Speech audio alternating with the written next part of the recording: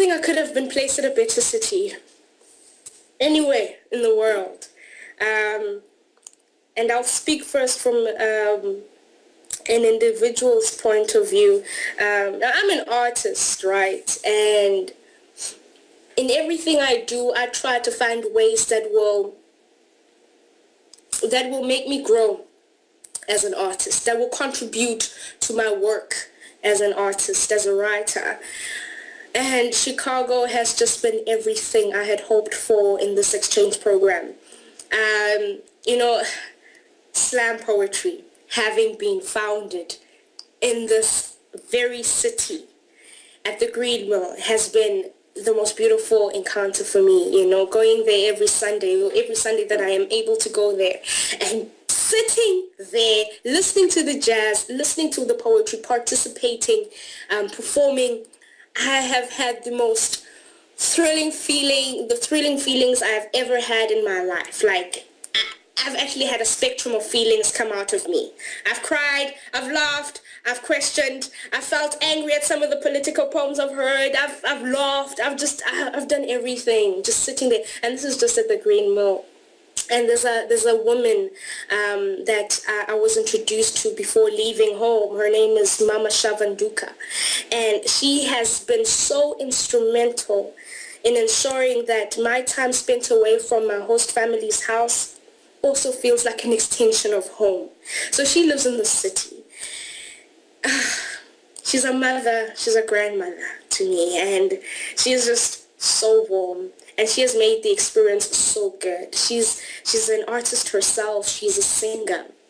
And she has told me about the blues, because the blues are big in Chicago. I didn't know anything about the blues. Like, you hear about the blues, but you really don't know until you hear it from somebody who's been part of it in some way. So she's been very instrumental to that regard, and just showing me around and introducing me to other artists and taking me to festivals and parades and readings and having interviews. It's been really, really, really, really cool. And I can definitely see room for growth for the artist in me in the city. And the culture generally, I like to say, without sounding biased, that Chicago is very much like Durban, my home city. New York is very much like Johannesburg. So I'm from Durban, and here is the city that feels like home, And the architecture, the buildings, everything, the wind, the lake that is called the beach. I don't know why, but it's okay. We won't go there. We won't go there, although I might add that, I had the Indian Ocean at my disposal, and I'm told that the lake is the beach, but it's okay. It's okay. When in Rome, we do what the Romans do. And we speak the way they speak, so it's okay. The lake / the beach has been so beautiful, and having gone downtown and experienced that. And also I've noticed how people in Chicago, even this side of the world, how seriously they take summer. Like, people don't have time. People always have to be outdoors doing something, and you even see it in the fashion, the really short shorts, the mini skirts, the elaborate outfits, and you're like, whoa, okay, yeah.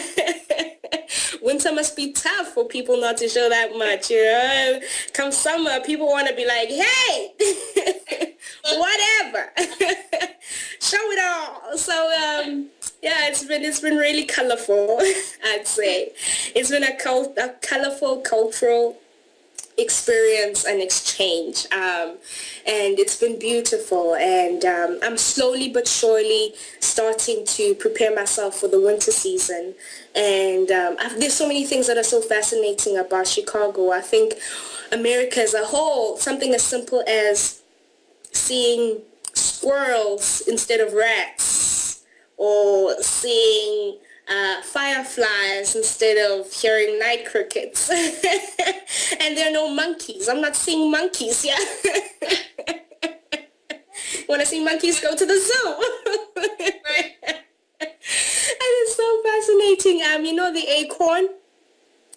I have never in my life seen the acorn live.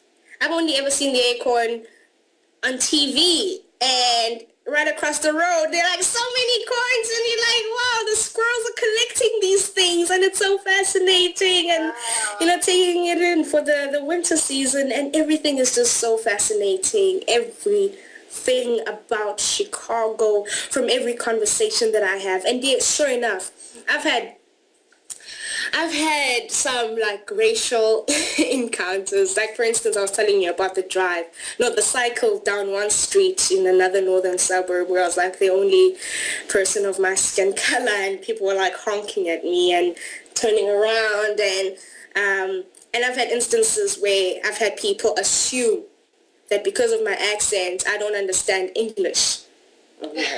English has never even been a problem for me since I was a child, ever. But anyways, that people speaking slow. Hi, ma'am. How may I help you? Is everything all right? And then I look at them like, okay. Let's see how long they're going to go on doing this thing to me. And then eventually I'd start talking, and they're like, oh, all right. Like, all right, cool. But more than that, with a lot of the conversations that I've had, as soon as I start speaking, people are like, what? You don't know football? Oh my gosh. I had a guy lecture me about football. All right, so it's similar to rugby, right? Similar to rugby. We just wear the padding, and this is it, this is that, and this is how you measure a mile, and this is a yard, this is that, and I was like, whoa, okay. So I've honestly had beautiful conversations since I've been in Chicago, and the fact that I've had the time to have these conversations is worth appreciating, because I've met like all kinds of people, from the hippies to the down-to-earth people, to the really elaborate people, the over-the-top people, to the people who have never ever met an African person. Like, they haven't met an African from Africa who speaks with a certain kind of accent and doesn't walk around half naked, apart from what they see on TV sometimes. But like I said, it's a cultural experience everywhere I go, whether I'm downtown, whether I'm here in the suburbs. Chicago has been everything I wanted it to be. And I'm happy. I'm really happy.